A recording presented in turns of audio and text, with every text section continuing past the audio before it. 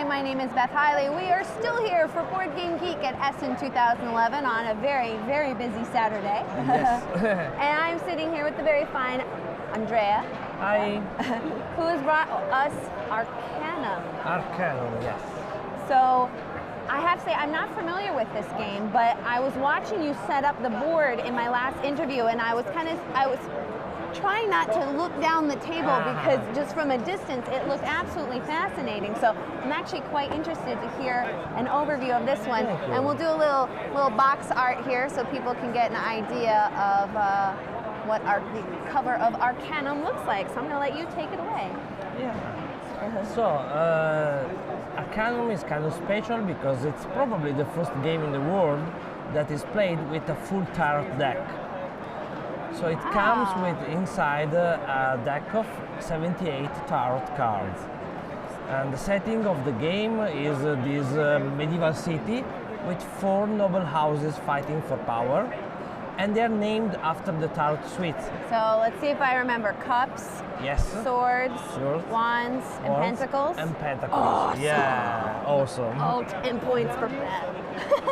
Great, but the players, they are not playing a single house. They are more people trying to get advantage of this challenge. So they are maneuvering, they are scheming behind, and betting on which house will prevail in this struggle for power. Yeah. So it's a game for 3 to 5 players, and it can be played you can play a short game or a normal game and a long game. So you can opt to do a long version. Yes, you can opt when you start playing. The full game is played over 9 rounds, while the short game is played over 6 rounds. If you're playing with 3 people, it's 4 and 8. You got a nice little 3 symbol there. It's easy to forget when you are 3. So I'm sure. I forced the artist people to put the 3. Yeah, you know. You will put a symbol in or yes, else. it's sometimes a fight. You have to compromise between the artistic look of it and the gaming aspect. Oh, yes. So, form versus function. Yes, fun versus function. And art versus function. Yeah. As well. So, well, not surprisingly, the winner will be the player with most victory points at the end. Oh, that's very shocking and different. Yes, it's shocking and different from everything else. But how do you score points? Mostly betting on the right houses. Yeah? So, in a tarot deck, there are 2 kinds of cards. We have the minor arcana cards that are the cards you may be familiar, like your playing cards. Yeah, so suited. cups, swords, and pentacles, ranging from 1 to 10. Beautiful artwork, by the way. Yes. And then we have the squire, the knight, the queen, and the king for every suite. And squire, knight, queen, and king, they are also matched by pieces on the board. So this little guy is the squire of cups, and this is the knight. Matching horse symbol. The queen, and the king. Anyone with the cross. familiar with chess pieces will have a very easy time with the king and the queen. Yeah. Yes. It's kind of easy to find. So, how do you play? You start the game with 4 minor arcana in your hand and 1 major arcana, but we will get to those later. And the first action in your average turn is to draw cards. You can draw 3 minor arcana, 1 major, and you don't do that on the very first turn because you already start with cards. And then everybody simultaneously can choose one of their minor arcana and hide it under the board. And this is like placing your influence on that house. So I believe that Cups is going to perform very well, so I am hiding the Knight of Cups here. Or if I'm trusting more Pentacles, I can hide 2 of Pentacles. Once everyone has done this, we start playing clockwise order from the guy that has this little marker. And how do you play cards? pretty easy. During your turn, you have to play one minor arcana, and that's mandatory if you have at least one in your hand. Let's say I'm playing the 2 of Pentacles. So the House of Pentacles is doing something good for the city, so their prestige will increase 1 point. All right. And then I can take one of the pieces of House Pentacle, Squire, Knight, Queen, or King, and I move it to the area in the board number 2. Since you played the 2. Because I played the 2. So let's say I'm moving Knight, it comes here. Your choice of which piece, It's though. my choice which piece, yes. If there was already a pentacle piece there, could I move another one in? Yes, but if he's here already, he cannot do like this. they must move. Something must move yes, in there. something must really move. Then the first thing I do is to check if there are any matches between the piece I just moved in and those symbols on the left side of the number. In this case, I move the Knight of Pentacles and I see one pentacle here, but no Knight. The Knight would have been on the 10. So in this case, there is one match, so Pentacles gains another prestige point.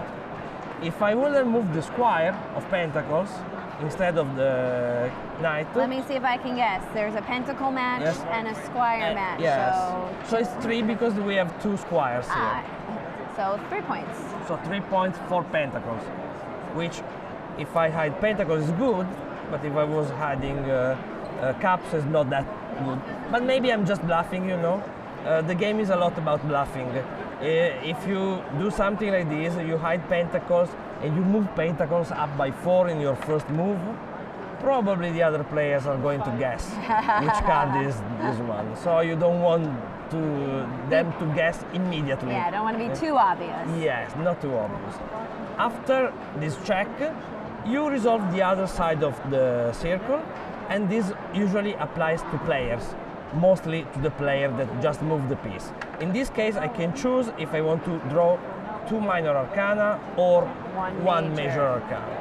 Pretty easy. Yes, and very nicely color-coded. Yes. So just a quick overview of the different things you can do. You can hide one more arcana. Under the board.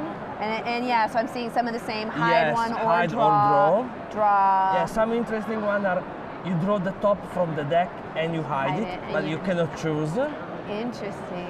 In some of the areas, you gain victory points immediately. Not many, because mostly they will be awarded during the scoring round, but get to that later. You can discard cards to draw more cards. You can even attack your opponent and force them all to discard 1 card from their hand. It's only on area number 10, which is the barracks. This is also a little tricky. You score 1 victory point and then you can change by 1 up and or down each single house. So you can really mess with everything. Yes, you can really change how the race for the power is going. So, if you don't play a card with a number, but like, let's say I'm playing the Squire of Cups.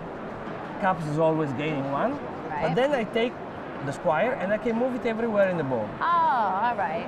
So if I play a number card, I'm stuck with moving in that area. If I'm playing a piece, I have to move that piece, but I can Anywhere move it else. everywhere else. To make things more interesting, we have the Major Arcana. They do a lot of different stuff. They, as easy as I score 3 victory points and that's it. As complex as, well, one of my favorite is the Tower. Yes. The tower drops on the table and it blocks the area she touches. So these So 3 numbered areas. Numbered area. Now, until the beginning of my next turn, no piece can move in, no piece can move out. Since the tower, if I remember my tarot correctly, Yes. represents impending Like disaster. collapse, disaster, yeah. that's why. Yes, all the effects are linked to the meaning of the cards. So, I don't know, the Lovers, you score 2 victory points, the player with the lowest victory point scores 2. Or the Wheel of Fortune, everybody gives 2 cards to his neighbor on his left. Did you have so much fun thinking of rules A that lot. matched these A cards? lot, yes. Designing this game was so fun. Almost as fun as playing it. Yes. And I mean, we know that also the tarot enthusiast may want to feel, I mean, this is a game about tarot, so you want to have the feeling Yeah. of the tarot and the tarot world. It's not just like, otherwise we put normal playing cards. I know, and I'm sitting here thinking like someone could actually just, you know, play the game and then do Yes. a tarot card reading when they're done, since it's a full tarot deck. Why not? You can even play with the tarot deck you have at home. Oh, yeah, the ridiculous favorite. It's easier with this because the symbols will match. Yeah. But after you know the game, you have your great mother deck in house. You want to play with that, you can. So yes, they do many things. Since there is no text on the card, it will be difficult to remember. We have the player aid, nice which players is aid, so yes. wonderfully printed in, I'm guessing, multiple languages yes, all at every once. language, Oh, well all done. the copies, and you know. And it looks like now, just to keep, I know if I remember right, the major cards are all Yes. numbered. So you just went by the numbers rather than their Yes. names, the lovers, the wheel of fortune, the hangman. Yeah, but they are, you can find everything in the rule book, the names and the names of the areas on the board. We didn't want to write things on the board or on the cards. Yeah. Also because of the really beautiful artwork. Did you contract multiple artists to do? No, just one guy. His name is Patrizio Evangelisti. He's so good that we had to put his name on the box of the...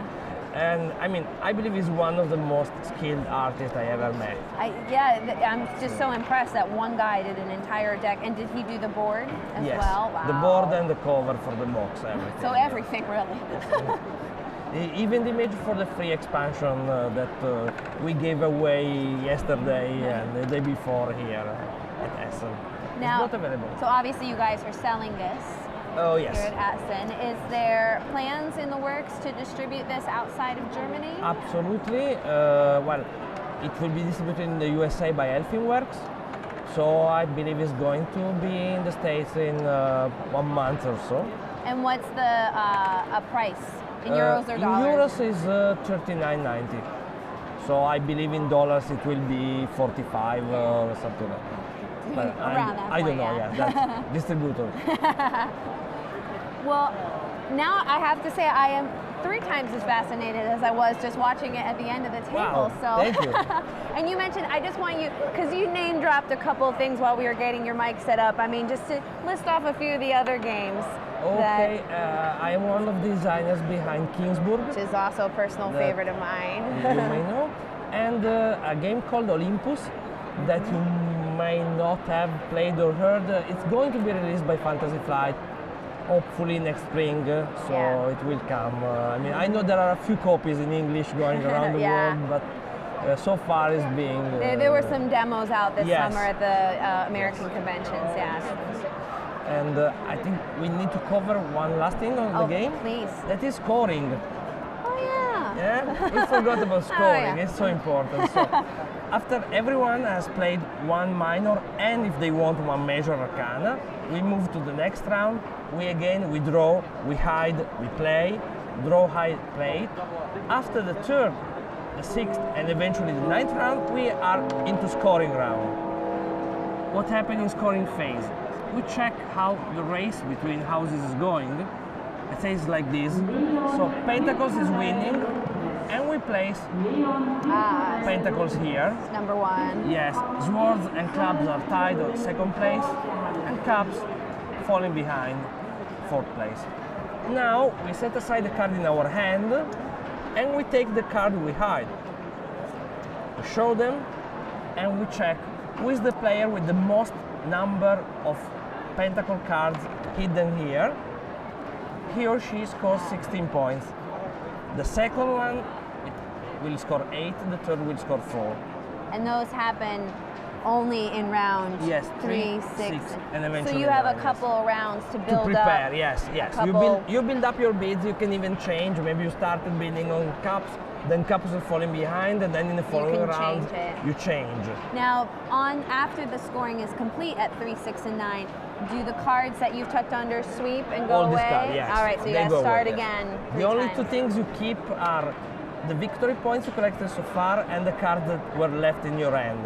That's it. Do those scoring rounds change in a 3-player game? Yes.